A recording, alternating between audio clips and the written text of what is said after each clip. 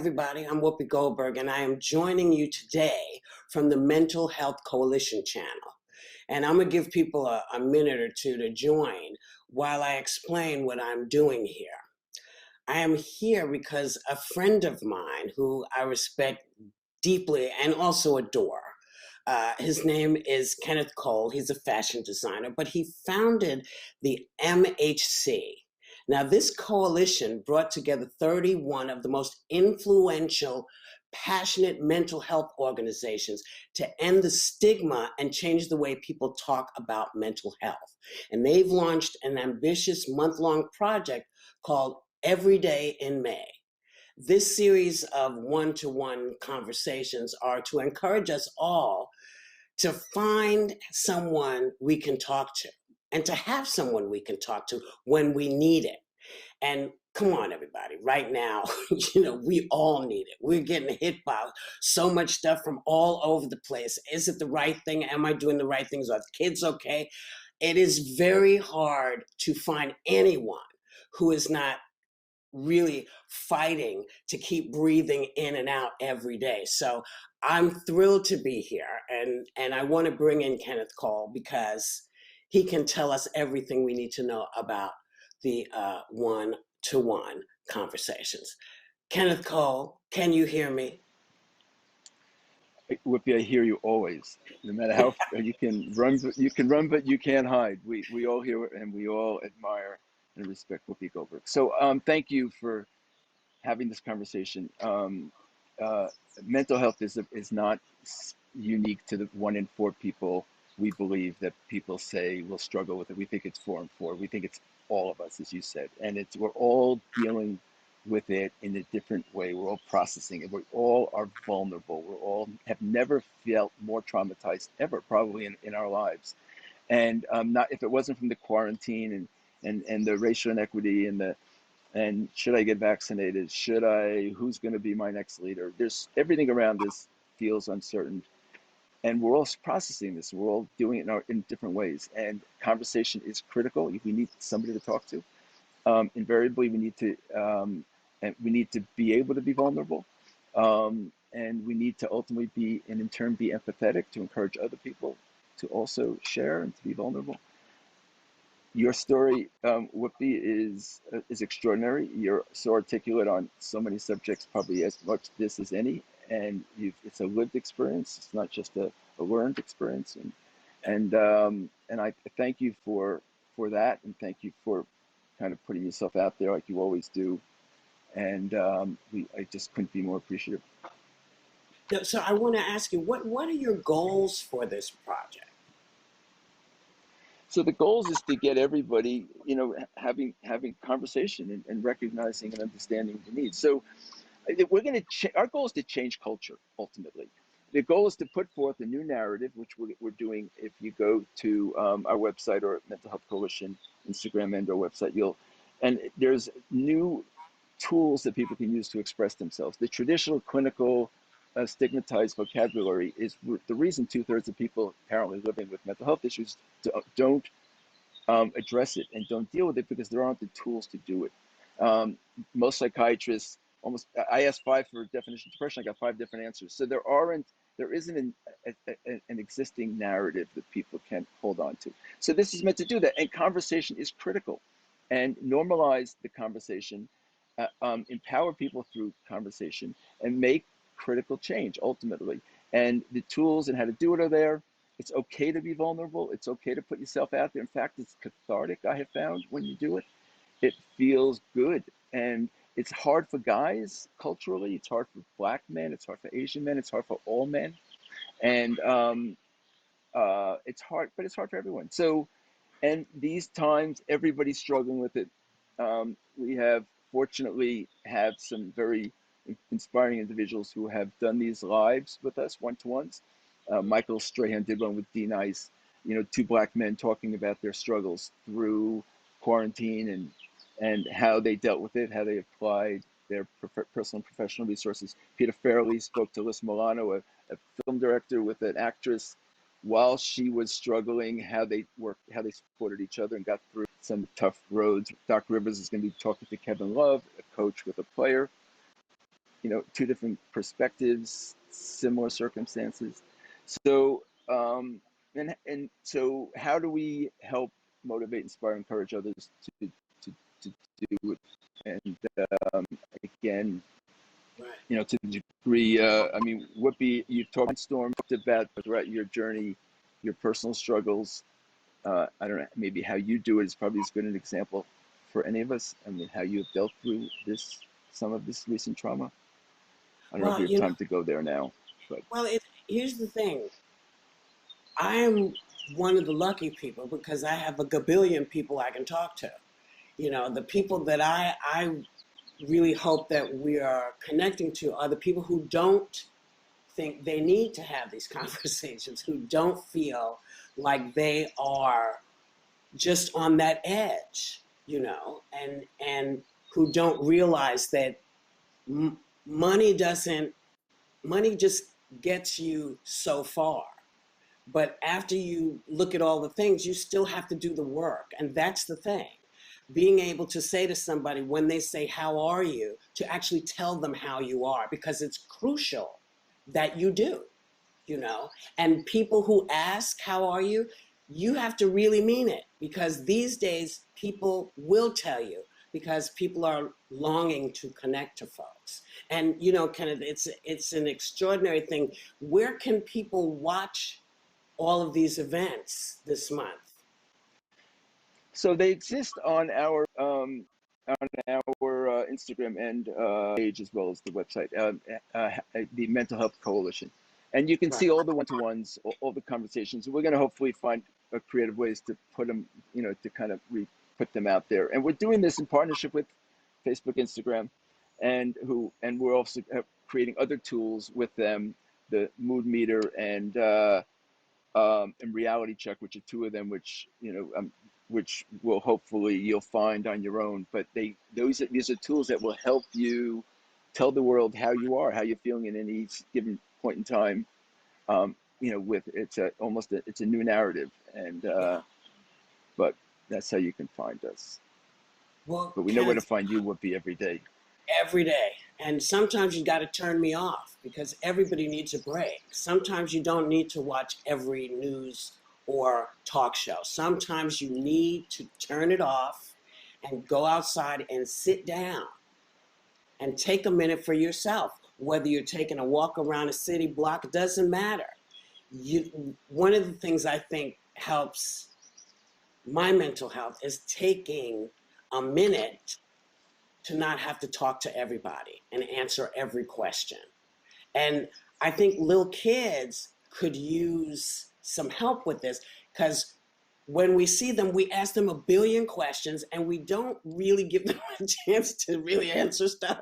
And we're all over them because we're all just so wound up. So maybe part of this is just realizing that part of your mental health strength is the moments that you take for yourself.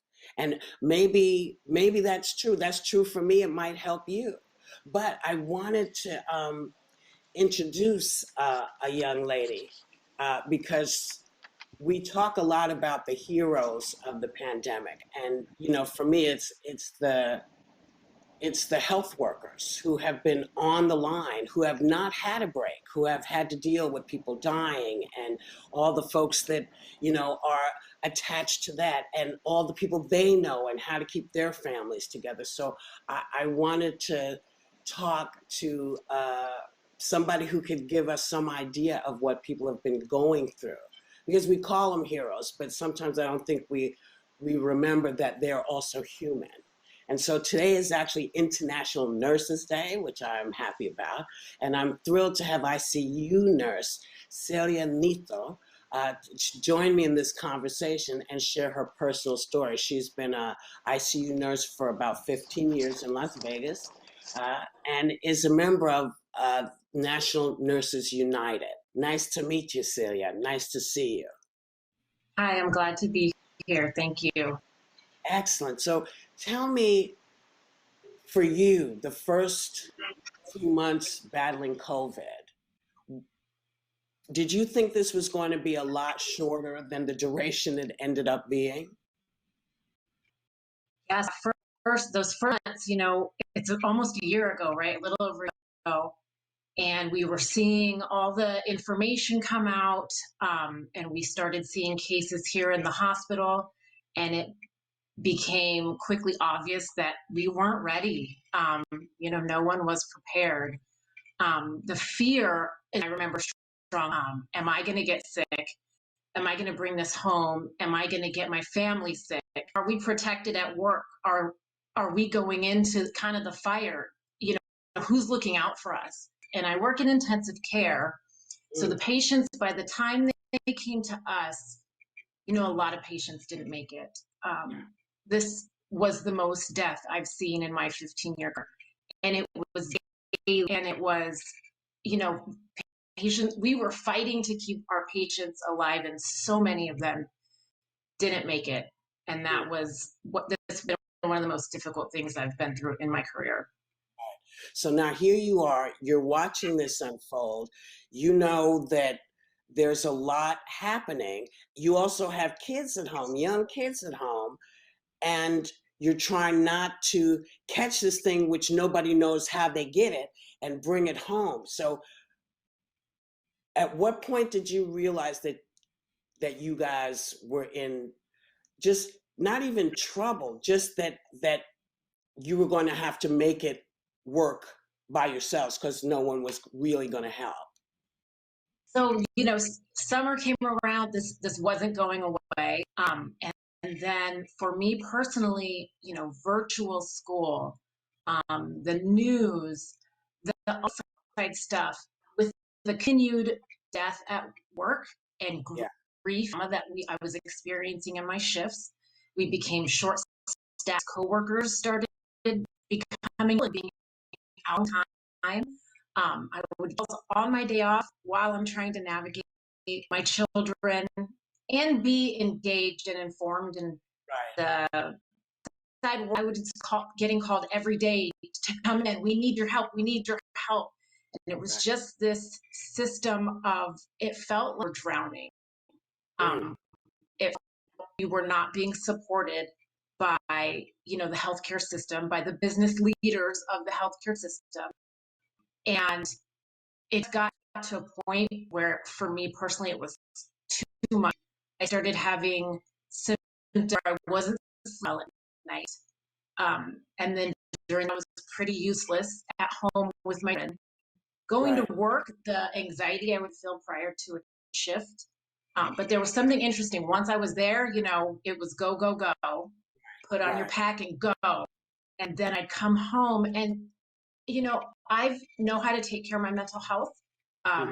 Prayer, meditation, a day at a time. And I had things through that were bringing me joy, and nothing was working anymore. Real joy. Then I started having racing thoughts.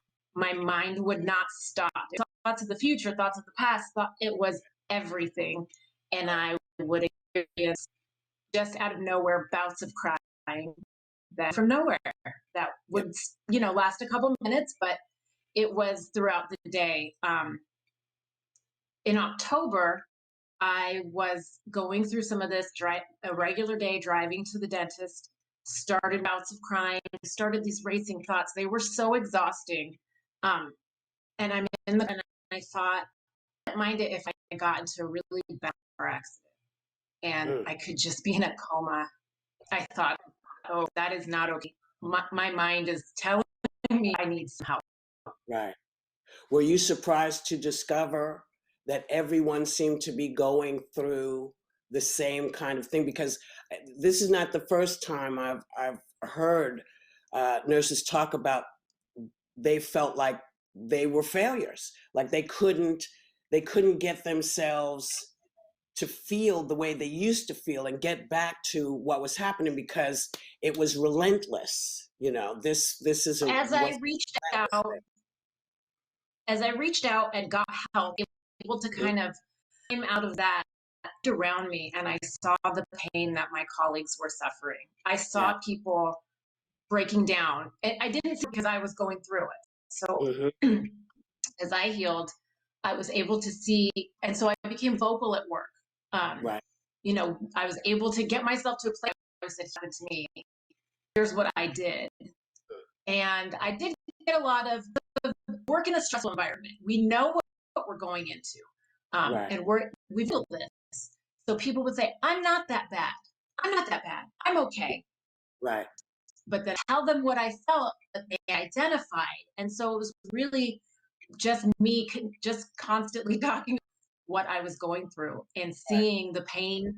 I saw nurses confided in me that they were self-medicating or drinking a little bit more than they did before. Maybe some nurses that have struggled with anxiety and, got help.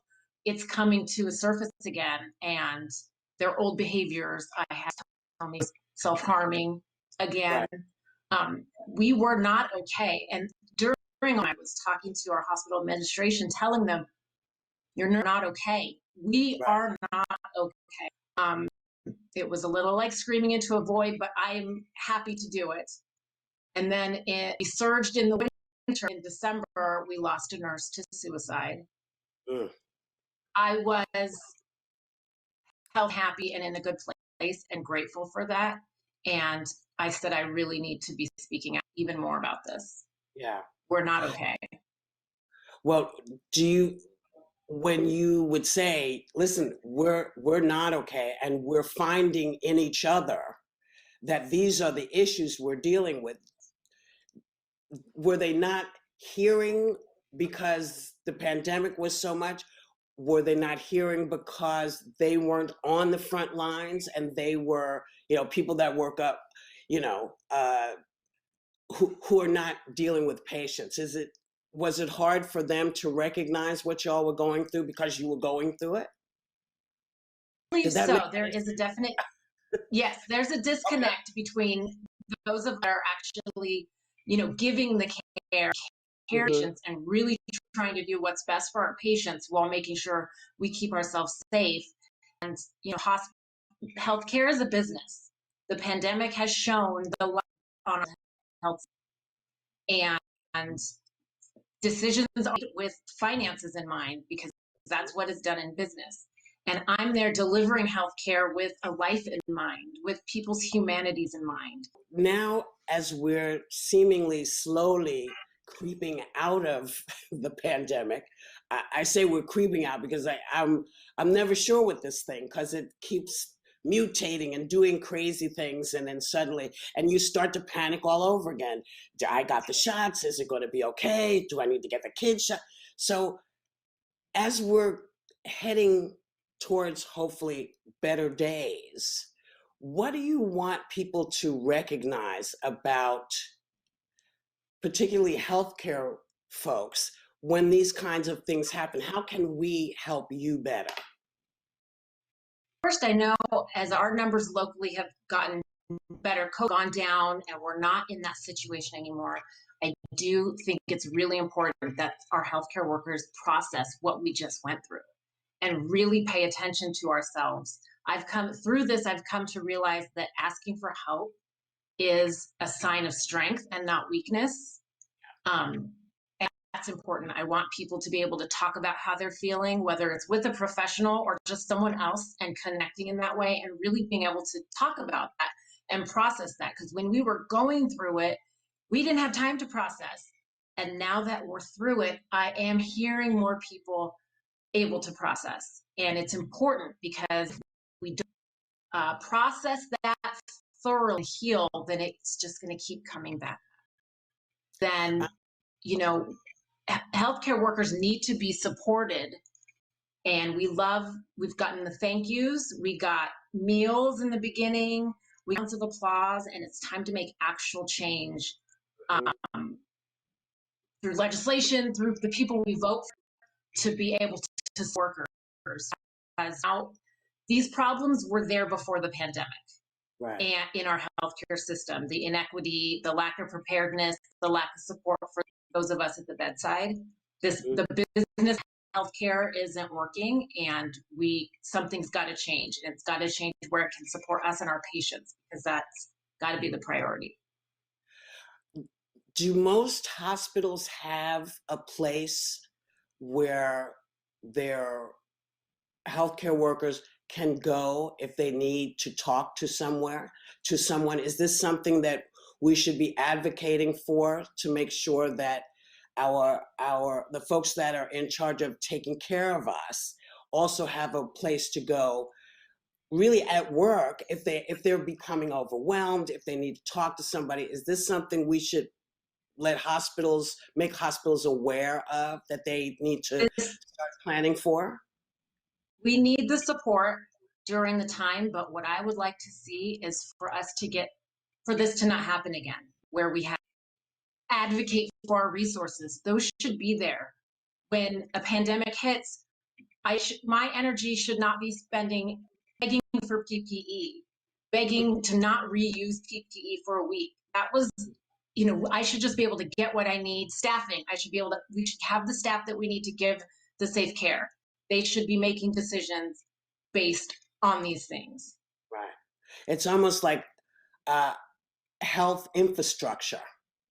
They keep talking about what they need for infrastructure, but this is one of the things that we should be talking about in terms of what's healthy for us in our infrastructure and healthcare. I have to tell you. Then I can care for my patients as a human. I can take care of myself.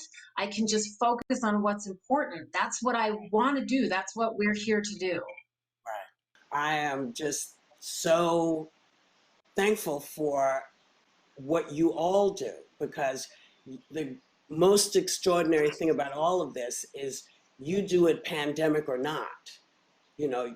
Just because you are in the middle of this doesn't stop, all the strep throat or the heart attacks or all the other things that y'all deal with on a daily basis. So I'm just thrilled that you were here and didn't mind sharing your story. But I want to add Dr. Masood to the conversation. She's a psychiatrist, and she created the Physician Support Line.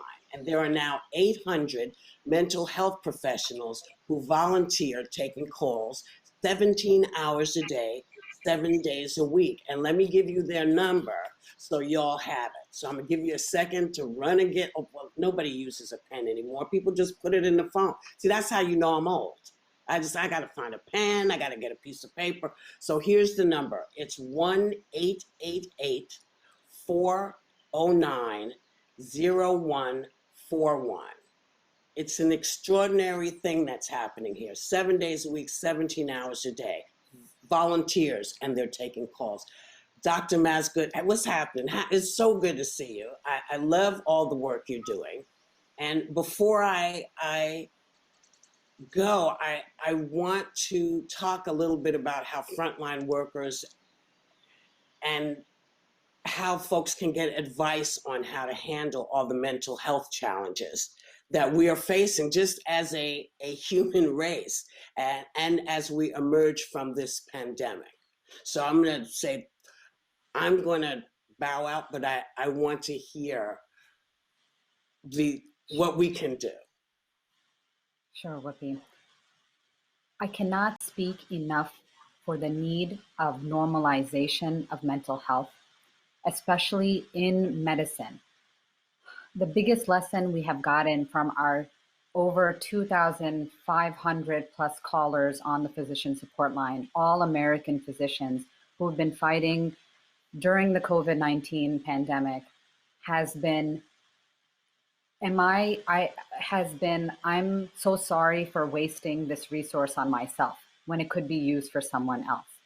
As if healthcare workers are supposed to self-sacrifice, as if healthcare workers are supposed to set themselves on fire to keep others warm. And that internalized stigma of mental health and this internalized expectation of heroism is something that has been incredibly detrimental to healthcare workers. And I think that acknowledgement of seeing people who are, public servants, such as physicians, such as nurses, such as all of the healthcare workforce we have, is really going to allow us to move forward in this conversation and bring about real change. So thank you so much for giving me the opportunity to speak about this. I'm so happy to be here with you, Nurse Celia, to discuss as colleagues what our experiences were and how we can learn and move forward from here. What struck me from your conversation and really, really hit home is how you said that when you're at the hospital or when you're in nurse mode, you do what you got to do. And it's incredible to me that dissonance, that ability to separate ourselves, that part that is very overwhelmed because we're a human being, and that part of us that is the consummate professional and is so ready to give to other people. And then what you said is, but when you would leave there, it would all hit. And that is actually what I saw, the writing on the wall for the need to create physician support line was that, yeah, we're all going to be there. We're all going to do what is required of us, pandemic or not. But what toll is it taking on us? And how are we going to survive this? So thank you so much for putting it in those words, because I don't think people really understand that people can play roles. When it happened to me personally, I have to say I was surprised. Like I said, I have tools. I was taking care of myself. So I was, a little bit surprised. And initially making that call, I failed. I failed at being okay. I was going to be okay. I failed at being okay. I see that differently now, thankfully, with the help of therapy.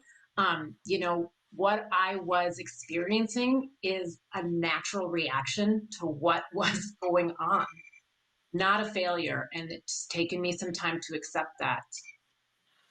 It's interesting because it's something that I have veterans who come to me as my patients, and like actually military veterans.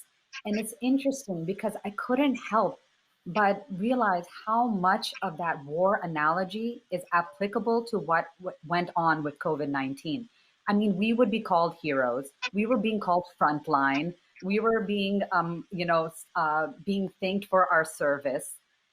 All of these kind of things that are very much the narrative of the military. And I thought, something else we share with the military is that when we are in the war zone, we do what we have to do to survive.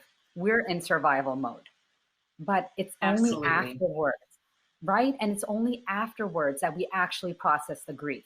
We actually think back on what we did, what we witnessed, and what it actually did to us in a moral way. And it's heavy. And if we don't have we don't have someone to catch us in that very vulnerable, unique, time, it can be catastrophic. It feels strange because I'm not being harmed in a war zone. The soldier is being, but I'm not being harmed. I'm okay. My patients. So it's like, it's not like a war zone. It's not that bad, but we were on a heightened, 12 hours of heightened senses because of my patient's condition can change moment. Frequently, I would be taking care of another healthcare worker in that bed on life support. And so, but I don't have time to process that because I have to, I have to titrate my drips. I have to manage the life support. And then I come home and I realize that was a healthcare worker who was my age, who has kids my age. And that became so heavy to take home with me. And the tools of prayer and meditation were not helping me process through that. No, and for me, where the war analogy came from is that is what is related to what you described about not having PPE and about possibly catching COVID. And so there was that danger of that feeling like we were being put in a situation where we were not feeling protected while we were doing the work we had to do. But you're absolutely right. I mean, of course, there are things that are parallels and some that may not be. Tell me about the emotion, because something I notice on Physician Support Line is anger. And it is anger that does not have an outlet, because you can't show your anger with your patients. Of course not. They don't deserve that. But you can't even show your anger with your family. And it's that frustration. It's then who do you have, you know? And so frustration can also burn you up. So can you tell me about that emotion? So some fear came for me. One of the most concerning emotions I had while I was at work was apathy. Um, to go in, and I had a day, and there was a day when 3 nurses came up to me and said, I don't care about these patients. And that breaks our hearts, because that is Mhm. why we do what Exactly. clear sign that we weren't doing okay, to have an apathy, because it was a way to dissociate from the grief and the trauma that we were going through. Like, to me, that was a clear ineffective coping, that you're going to end up having apathy. Anger is definitely something that's showing up now. Like I mentioned, our numbers are better, and we are not going into a win every day. Processing the war zone we did go through, that some of it seemed unnecessary had different decisions been made. So there is an Right. anger and a frustration. Right. And I'm I seeing a lot often of that.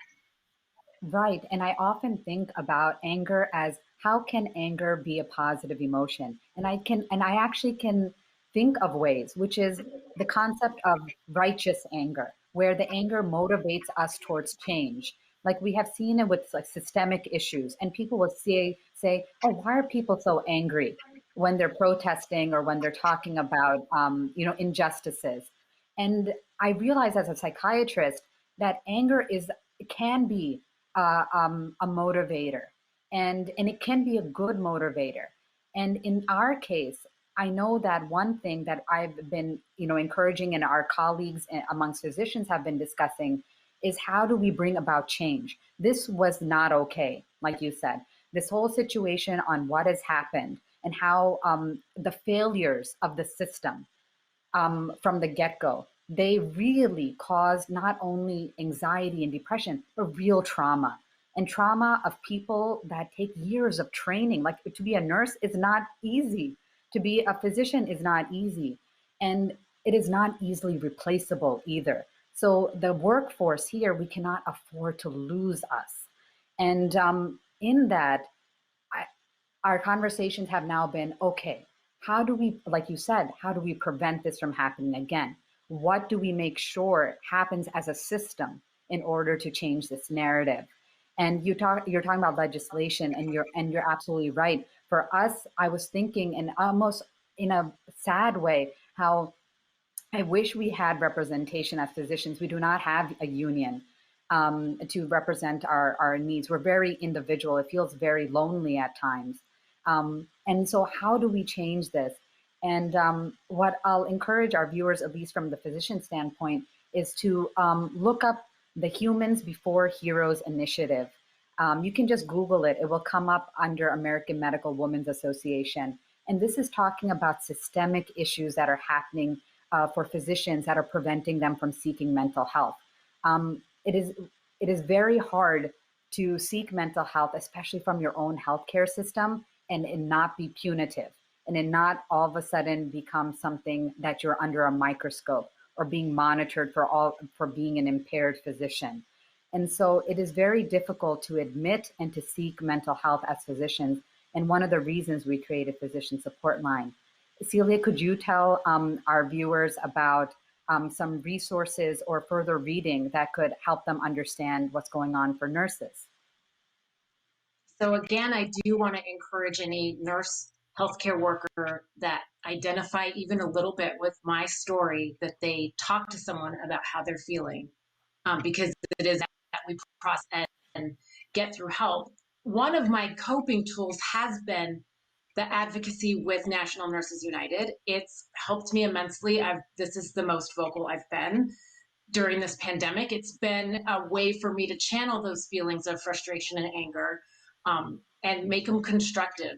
Nurses United has a advocacy network for people that want to support ways that promote patient care and nurse safety and to the highest, to the fullest.